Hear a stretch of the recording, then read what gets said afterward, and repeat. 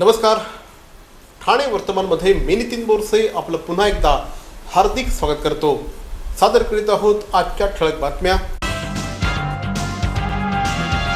Achievers cup 2017चे शानदार उद्घाटन. माननीय श्री एकनाथजी शिंदे, सार्वजनिक बांधकाम मंत्री तथा पालकमंत्री ठाणे जिल्हा. मान्य श्री राजन विचारे, खासदार ठाणे लोकसभा. मान्य श्री हेमंतजी पवार, ठाणे शहर विधानसभा प्रमुख. मान्य श्री पूर्वेशजी सरनाईक, युवासेना सचिव. माननीय श्री नितीनजी लांडगे, युवासेना ठाणे शहर अध्यक्ष यांच्या मार्गदर्शनाखाली ठाणे युवासेनेचे उपसमन्वयक Shri Nikhil Bodjade, achievers foundation, Surekha enterprises आणि इव्हेंट पार्टनर मर्जी प्रोडक्शन तसेच शिवसेना युवासेना ठाणे शहर यांच्या संयुक्त विद्यमाने ठाण्यात राज्यस्तरीय व्हॉलीबॉल स्पर्धेचे आयोजन करण्यात आले असून या स्पर्धेचे काल शानदार उद्घाटन झाले. खासदार राजन विचारे, ठाणे शहर विधानसभा क्षेत्रप्रमुख हेमंतजी पवार, केदारजी दिघे, नगरसेवक सुधीर कोकाटे, माजी महापौर स्मिता इंदुलकर, शाखा प्रमुख सचिन चव्हाण यांच्यासह अनेक मान्यवर उपस्थित होते. आर्य क्रीडा मंडळ खारकरवाडी ठाणे पश्चिम येथे 28, 29, 30 एप्रिल रोजी सायंकाळी 4 वाजल्यापासून स्पर्धा सुरू झाली. विजेत्या संघांना रोख बक्षिसे, आकर्षक चषक देण्यात येणार आहे. यंदा स्पर्धेचे 5वे वर्ष आहे. या स्पर्धेचे स्वरूप अतिशय व्यापक असून महाराष्ट्रातून एकूण 60 संघ स्पर्धेत सहभागी झाले आहेत. त्यातील 20 संघ हे मुलींचे असणार आहेत. Nagpur western railway, Maharashtra police, Mumbai police असे नावाजलेले संघ या स्पर्धेत सहभागी होणार आहेत. आंतरराष्ट्रीय आणि राष्ट्रीय पातळीवर खेळणाऱ्या खेळाडूंचा या स्पर्धेत सहभाग होणार आहे. 3 विभागात या स्पर्धेचे विभाजन केले असून पुरुष खुला वर्ग, महिला खुला वर्ग, ठाणे पालिका विभाग असे वर्गीकरण करण्यात आले आहे. पुरुष खुला वर्ग विजेत्यांना संघ प्रथम क्रमांकास 31,000 रुपये, द्वितीय क्रमांकास 21,000 रुपये आणि तृतीय क्रमांकास 11,000 रुपये अशी बक्षिसे ठेवण्यात आली आहे. महिला खुला वर्ग विजेत्या संघ प्रथम क्रमांकास 21,000 रुपये, द्वितीय क्रमांकास 11,000 रुपये आणि तृतीय क्रमांकास 5,000 रुपये आणि ठाणे महापालिका विभाग संघात विजयी होणाऱ्या संघ प्रथम क्रमांकास 10,000 रुपये, द्वितीय क्रमांकास 5,000 रुपये, तृतीय आणि चौथ्या क्रमांकास 2,500 रुपये बक्षीस ठेवण्यात आले आहे. व्हॉलीबॉल खेळाचे महत्त्व वाढवण्यासाठी व खेळाडूंना प्रोत्साहन देण्यासाठी तसेच व्हॉलीबॉल हा खेळ घराघरात पोहोचवण्यासाठी अशा स्पर्धांचे आयोजन दरवर्षी करण्यात येत आहे. यासाठी युवासेना ठाणे शहर प्रयत्नशील राहणार आहे. अचिव्हर्स कप 2017 व्हॉलीबॉल स्पर्धेचे शानदार उद्घाटन खासदार राजनजी विचारे यांच्या हस्ते झाले असून पारितोषिक वितरण समारंभाला युवासेना प्रमुख मान्य श्री आदित्यजी ठाकरे साहेब हे उपस्थित राहून खेळाडूंना प्रोत्साहन देणार आहेत. यांच्यासह पालकमंत्री एकनाथ शिंदे, महापौर, आमदार, खासदार व इतर मान्यवरांची उपस्थिती लाभणार आहे.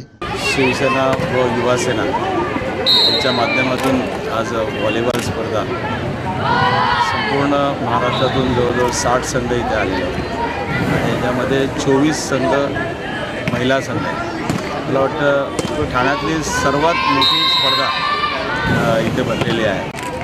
यंदाचं दुसरं वर्ष मी युवासेनेचे पदाधिकारी आणि युवासेनेचे इथलं निखिल बोडजडे, त्याचबरोबर नितीन लांडगे आणि त्यांच्या सर्व सहकाऱ्यांचं अभिनंदन करेल, कारण मला वाटतं अशी स्पर्धा ठाण्यामध्ये प्रथमच बघायला मिळते. असं म्हटलं जातं, आरोग्यम धनसंपदा. ज्यांनी कोणी हे सगळं लिहून ठेवलेलं आहे त्यांनी किती प्रचंड मोठ्या प्रमाणात विचार केलेला असला पाहिजे. कारण विचार करा, जर आपल्याकडे धन आहे, संपत्ती आहे, सगळं काही आहे, पण जर आरोग्य नसेल तर या सगळ्याचा काहीही उपयोग राहत नाही आणि माणूस अक्षरशः हेल्पलेस होऊन जातो. आणि मग या आरोग्याच्या संदर्भातल्या तक्रारींनी माणूस अक्षरशः ग्रस्त होतो आणि पुढे काय करायचं हा प्रश्न अनेकदा त्यांना पडत असतो. आरोग्याच्या संबंधित तक्रारी ज्या आहेत या तक्रारींचं सोल्युशन वास्तुशास्त्रामध्ये आहे का? वास्तुशास्त्रानुसार काही गोष्टी केल्या तर आरोग्याच्या विषयीच्या तक्रारी उद्भवूच नाहीत अशा काही गोष्टी होऊ शकतात का? या संदर्भात बातचीत करण्यासाठी आता आपल्याबरोबर आहेत डॉक्टर रविराज अहिरराव सर. नमस्कार. आजच जागतिक आरोग्य दिवस आहे आणि जागतिक आरोग्य दिवसाच्या दिवशी आपण हा एपिसोड शूट करतो आहोत. मग मला सांगा, आरोग्याच्या दृष्टिकोनातून वास्तुशास्त्राला कितपत महत्त्व आहे? सगळ्यात पहिली महत्त्वाची गोष्ट म्हणजे मानवी जीवनातील प्रत्येक गोष्टीवर वास्तुशास्त्राचा प्रभाव आहे. म्हणजे मग मानवी जीवनातील मानवाचं आरोग्य हा एक अत्यंत महत्त्वाचा भाग आहे आणि याची काळजी भारतीय वास्तुशास्त्र अत्यंत मोठ्या प्रमाणावर घेत असतं. याचं एक साधं सिंपल मी एक गोष्ट अशी सांगू इच्छितो की भारतीय वास्तुशास्त्राने अतिशय स्पष्टपणे सांगितलेलं आहे की सकाळची सूर्यकिरणं तुमच्या घरात आलीच पाहिजे आणि दुपारी 12 नंतर मावळतीची सूर्यकिरणं तुमच्या घरात येऊ देऊ नका. बघा साधारणपणे 10,000 वर्षापूर्वी आपल्या ग्रंथांमध्ये आपल्या ऋषीमुनींनी हे लिहिलेलं आहे. बरोबर. ह्याचं कारण काय माहिती आहे का? जर सायंटिफिक पद्धतीने जर तुम्ही याचं विश्लेषण केलं तर सकाळच्या सूर्यकिरणांमध्ये अतिनील किरण म्हणजे अल्ट्राव्हायोलेट, आणि अतिनील हा शब्द आपल्या ग्रंथांमध्ये आहे बरं का. बरोबर. म्हणजे अतिनील किरण सूर्यकिरणांमध्ये असतात हे आमच्या ऋषीमुनींना माहिती होतं. अल्ट्राव्हायोलेट किरणं जेव्हा तुमच्या घरात येतात आणि तुमच्या घराच्या कानाकोपऱ्यात जातात तेव्हा ते तुमच्या घरातले जीवाणू किटाणूंचा नाश करतात. बरोबर. आणि तुमच्या घरामध्ये आरोग्याला लाभदायी वातावरण निर्माण करतात. त्यामुळे मी नेहमी सांगत असतो माझ्या प्रेक्षकांना की सकाळी उठल्यावर घराचे दारं खिडक्या पडदे उघडा. बरोबर. फ्लॅट सिस्टमच्या घरामध्ये कदाचित तुमच्या घरामध्ये डायरेक्ट सूर्यकिरण येत नसतील, पण सूर्यप्रकाश जरी आला, सूर्यप्रकाश हेही नसे थोडके. आणि एक लक्षात घ्या, ज्या घरामध्ये नॅचरल लाईट जास्त येतो त्या घरातलं वातावरण आपोआप प्रसन्न असतं. डेफिनेटली. आणि एक सिस्टीम असं आहे की किंवा मी वास्तुशास्त्राच्या अनुषंगाने तयार केलेलं माझं एक आवडतं वाक्य आहे, त्याचा मी नेहमी उल्लेख करतो.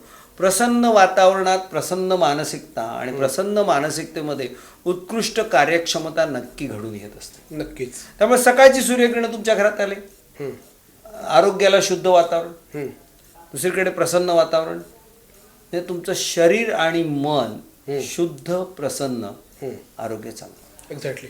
पण अनेकदा एखाद्या घरामध्ये आपण असं बघत असतो की सातत्याने आजारपण लागलेलं असतं. लोक सांगत असतात, अरे आमच्या मागे एवढा दवाखाना लागलेला आहे की अक्षरशः जीव मेटाकुटीला आलेला आहे. याच्या पाठीमागे काही आणखी कारण? नितीन, याचा जेव्हा बेसिकली लक्षात घ्या की या अनुषंगाने मी काही रिसर्च पेपर सुद्धा पब्लिश केलेले आहेत.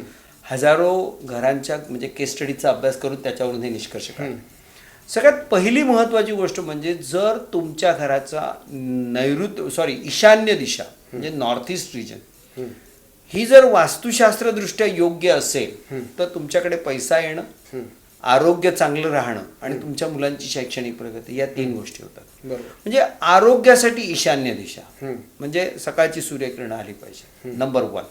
नंबर 2, पण जर या ठिकाणी तुमच्या घरामध्ये टॉयलेट आला असेल तर जी काही सात्विक ऊर्जा तुमच्या घरात येते, जी ईशान्येकडून येते, मग ती टॉयलेटच्या मार्गाने आली तर ती मलिन होते, अशुद्ध होते, ती आरोग्याच्या.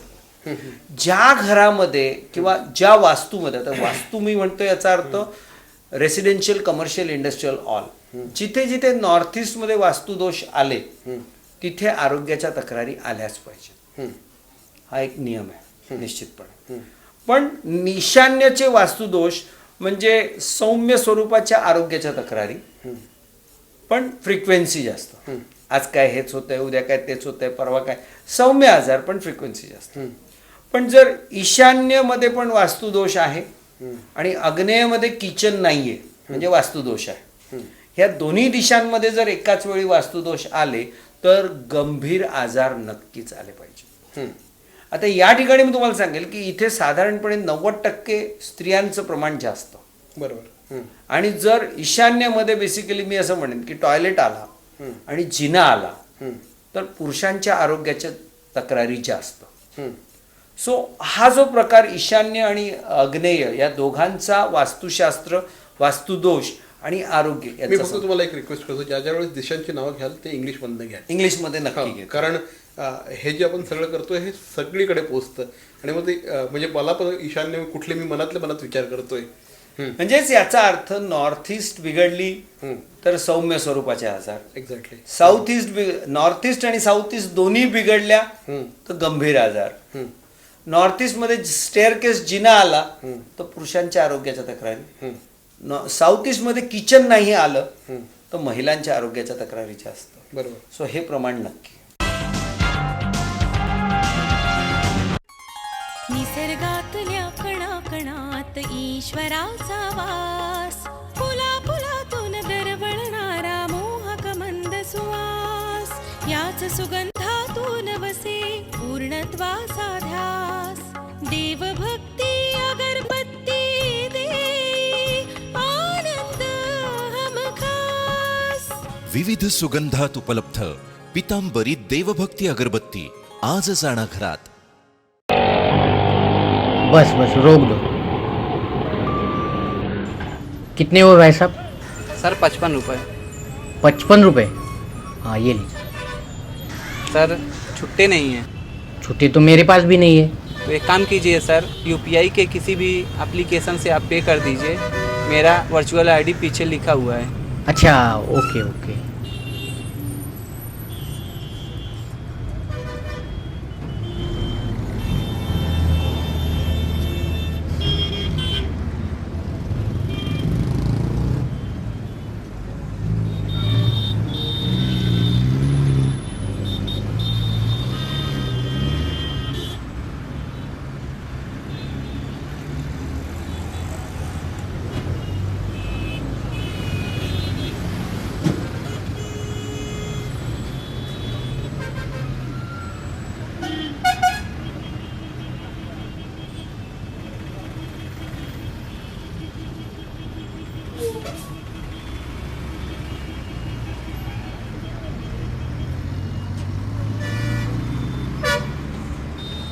हम यूपीआई को सपोर्ट करते हैं. मेरा देश मेरा देश मेरा देश मेरा देश बदल रहा है, आगे बढ़ रहा है.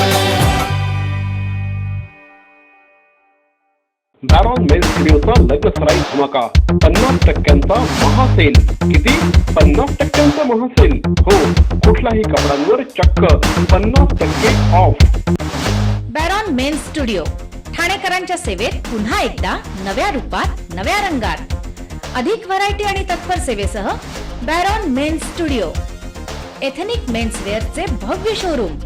Blazer suits, sherwani, Jodhpuri, Indo western, kurta suits, formal, partywear, shirts आणि ट्राउझर्सचे भव्य दुमजली शोरूम. बॅरॉन men studio. पुरुषांच्या खरेदीचा एक वेगळा अनुभव. चला तर मग वाट कसली बघताय, सहभागी हो बॅरॉनच्या 50% महासेल मध्ये. बॅरॉन मेन स्टुडिओ, आमंत्रण हॉटेल जवळ, जिल्हा परिषदेसमोर, स्टेशन रोड, ठाणे. दूरध्वनी 02225304837. बॅरॉन मेन स्टुडिओ. ज्यावेळेस आमचे सगळे असे कॉम्पॅक्ट फ्लॅट्स असतात, 1 BHK 2 BHK, ह्याच्यामध्ये आम्ही या सगळ्या गोष्टी कशा सांभाळायच्या मग? आता कसं आहे माहिती का, की याच्यामध्ये पहिली गोष्ट म्हणजे मी गेल्या 20 वर्षापासून सातत्याने एक नारा नेहमी लावत आलो, हक्काने मागा घर वास्तुशास्त्रानुसार. आणि थँक्स गॉड मला लोकांनी माझ्या ही जी माझी एक स्लोगन होता, हा खूप मोठ्या प्रमाणावर ॲक्सेप्ट केला. आज परिस्थिती अशी आहे की आज कुठल्याही बिल्डरला जर तुम्ही विचारलं तर त्याच्याकडे घराची चौकशी करायला येणाऱ्या लोकांमध्ये 10 पैकी 8 लोक आज वास्तुशास्त्राची मागणी करतात. बरोबर. म्हणजे याचा अर्थ लोकांना वास्तुशास्त्राचं महत्त्व, त्याच अनुषंगाने बिल्डर्समध्ये सुद्धा वास्तुशास्त्र दिलं पाहिजे याची जाणीव निर्माण होत चाललेली आहे. पण याच्यामध्ये आता काय केलं पाहिजे की जर तुमचं छोटंसं घर आहे, 1 रूम किचन 1 बेडरूम किचन आहे, तर अशा वेळी मी तुम्हाला असं म्हणेन की जे घरं अगोदर बांधले गेलेले आहेत तिथे वास्तुशास्त्र मिळणं कठीण. बरोबर. मग अशा वेळी तुम्ही बेसिकली त्या प्रत्येक घर, मला एक सांगा की तुम्ही आज कुठलंही घर घ्यायचं म्हटलं तर 40-50 लाख रुपयापेक्षा कमी तर नक्कीच नाही. बरोबर. मग जो माणूस 40-50 लाख रुपये किंवा त्याच्यापेक्षा जास्त खर्च करतो, त्याने जर त्या घराचं वास्तू परीक्षण केलं आणि त्याला उपाययोजना केल्या, याला खर्च किती येईल? 25 ते 30 हजार रुपये. बरोबर. जो माणूस 40-50 लाख रुपये खर्च करू शकतो त्याला 25-30 हजार रुपये खर्च करणं जास्त आहे का? 1% फक्त, नॉट इव्हन 1%. अर्ध्या टक्क्यापेक्षा कमी आहे. बरोबर आहे. आणि तिथे बेसिकली एक लक्षात घ्या की जसं तुम्ही पोलिओ ट्रिपल वगैरे हे देतात तसं हे वास्तूचे पोलिओ ट्रिपल आहे. त्यामुळे वास्तूला सुरुवातीलाच जर तुम्ही हे केलं तर मी खात्रीपूर्वक सांगतो की तुमचे केवळ आरोग्याचंच नाही तर शैक्षणिक, कुटुंबातला सुसंवाद वगैरे, तुम्ही आयुष्यातल्या प्रत्येक गोष्टीचा उल्लेख करा, प्रॉब्लेम्सचा, आणि त्या सगळ्या प्रॉब्लेम्सना सोल्युशन मिळेल एवढी मी खात्री देऊ शकतो. एक्झॅक्टली. म्हणजे आत्ता आपण ज्या पद्धतीने सपोज मुंबई ठाणे परिसरामध्ये बघायला गेलो तर एका घराची किंमत साधारणपणे 40-50 लाख रुपये असतेच. आणि अशा वेळेस जर आपण वास्तू परीक्षण करून घेतलं आणि सुरुवातीला असं म्हटलं जातं prevention is better than cure, तर हे prevention is better than cure आपण जर करून घेतलं, 0.5% खर्च असतो हा, आणि हे जर करून घेतलं तर निश्चितपणे पुढच्या अनेक समस्या या टाळता येऊ शकतात. सर, जाता जाता काय सांगा? आणखीन एक महत्त्वाचा मुद्दा या ठिकाणी आपल्याला सांगायचा राहिला की वास्तुशास्त्र ना प्रकर्षाने नेहमी सांगतं की घरामध्ये कुठल्याही प्रकारचा केर कचरा, अनावश्यक सामान बिलकुल जमा होऊ देऊ नका. तुम्हाला मी सांगतो की आज प्रत्येक घरामध्ये बेसिकली प्रत्येक घराला मी एक असं उदाहरण देईन की प्रत्येक घरातल्या प्रमुख व्यक्तीने आज त्याच्या कपाटामध्ये किती कपडे कोंबलेले आहेत, 5 वर्षापूर्वी त्या कपाटात किती कपडे होते आणि 10 वर्षापूर्वी त्या कपाटात किती कपडे होते, याचा जरा विचार केला तर तुमच्या लक्षात येईल की तुमच्या घरामध्ये मागच्या 10 वर्षामध्ये किती सामान वाढलं आहे. मग ह्यातलं अत्यावश्यक किती आणि अनावश्यक किती. जेवढा तुमच्या घरामध्ये अनावश्यक गोष्टी, अनावश्यक कचरा, रद्दी ही जेवढी तुमच्या घरात वाढेल तेवढी तुमच्या घरात रोगराई येईल. हे खरं वास्तुशास्त्राने सांगायची गरज नाही, हा कॉमन सेन्स आहे. पण हाच मॅसेज हजारो वर्षापूर्वी वास्तुशास्त्राने रुजवला. किंबहुना मी तुम्हाला सांगू की आपल्याकडे चातुर्मासात जास्तीत जास्त सण आहेत. हे सण सुद्धा आमच्या ऋषीमुनींनी मुद्दामून पेरलेत, कारण त्यानिमित्ताने घराची साफसफाई, गोडधोडच्या माध्यमातून शरीराला स्निग्धांश आणि अध्यात्माच्या माध्यमातून मानसिक शांतता, समाधान. बरोबर. म्हणजे आरोग्याची काळजी ही अशा पद्धतीने वास्तुशास्त्रात खूप मोठ्या प्रमाणावर घेतली गेलेली आहे. आणि हा विचार बेसिकली घराची साफसफाई, सकाळची सूर्यकिरणं आणि टॉयलेटची रचना किंवा नॉर्थ ईस्ट आणि साऊथ ईस्टची वास्तुरचना, या सगळ्या गोष्टींची जर आपण व्यवस्थित काळजी घेतली, इवन साऊथ वेस्टचा मास्टर बेडरूम हा तुम्हाला खऱ्या अर्थाने चांगली झोप, परफेक्ट रिलॅक्सेशन, रिचार्जिंग देतो आणि मग तुमचं शरीर आणि मन चांगलं राहतं. एक्झॅक्टली, बरोबर. सो या सगळ्या गोष्टी भारतीय वास्तुशास्त्राने दिलेल्या आहेत.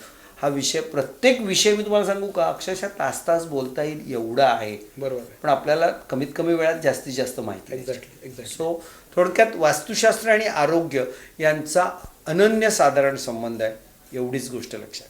धन्यवाद. सर, आमच्याशी बोललात, थँक्यू व्हेरी मच.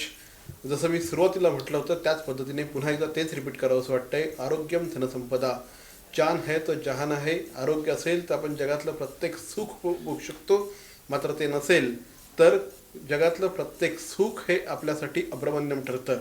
आणि त्यामुळेच या सगळ्या गोष्टींसाठी आपण वास्तू हा विषय अधिक सिरियसली घेणं गरजेचं आहे. सर, आमच्याशी बोललात त्याबद्दल धन्यवाद. Thank you very much. खूप खूप धन्यवाद. मरावे परी अवयव रूपी उरावे. अवयव दानाचा हाच संदेश जनसामान्यांपर्यंत पोहोचवण्याचा संकल्प घेऊन निघाले आहेत ज्येष्ठ समाजसेवक माननीय नानजीभाई खिमजीभाई ठक्कर ठाणावाला. त्याचसाठी काढण्यात आली एक भव्य दिव्य रॅली. अवयवदानासाठी सुरू आहेत ठिकठिकाणी जनजागृती सभा. लक्षात ठेवा, आपला अवयवदानाचा संकल्प वाचवू शकतो कुणाचे तरी प्राण, दूर करू शकतो कुणाचं तरी अपंगत्व अगदी कायमचं, फुलवू शकतो अनेकांच्या संसारात सुखाचे बगीचे. अवयवदानाच्या या महायज्ञात सहभागी व्हा. समाजरत्न श्री नानजीभाई खिमजीभाई ठक्कर ठाणावाला यांच्या पुढाकाराने जनहितार्थ प्रकाशित. अहो, आपण आपलं घर स्वच्छ, सुंदर, नेटनेटकं ठेवतो ना, मग आपण आपल्या शहराच्या बाबतीत उदासीन का? आपलं शहर स्वच्छ, सुंदर आणि नेटनेटकं ठेवणं ही आपली जबाबदारी आहे, हो ना?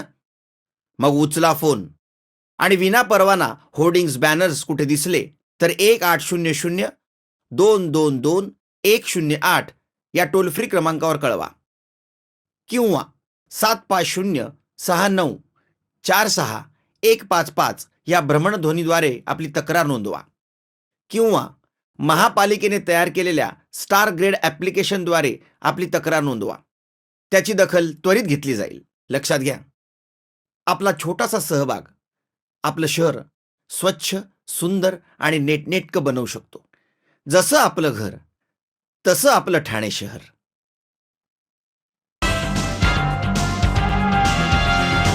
तर मंडळी, आजचा हा एपिसोड आपल्याला कसा वाटला आम्हाला जरूर कळवा. मात्र तत्पूर्वी ठाणे वर्तमानचं यूट्यूब चॅनल सबस्क्राईब करा, लाईक करा आणि सगळ्यात महत्त्वाचं म्हणजे शेअर करा. कारण यूट्यूब हे मीडियम हे भविष्यातलं माध्यम आहे. ठाणेकर नागरिक, मग तो ठाणे शहरामध्ये असला, मुंबईमध्ये असला, नाशिकमध्ये असला, अगदी परदेशात कुठेही जरी असला तरीही ठाणे वर्तमानचं हे यूट्यूब चॅनल तो बघू शकतो.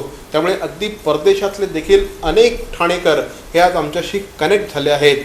त्यामुळेच ठाणे वर्तमानचं हे यूट्यूब चॅनल आपण बघत राहा, सबस्क्राईब करा, शेअर करा, लाईक करा.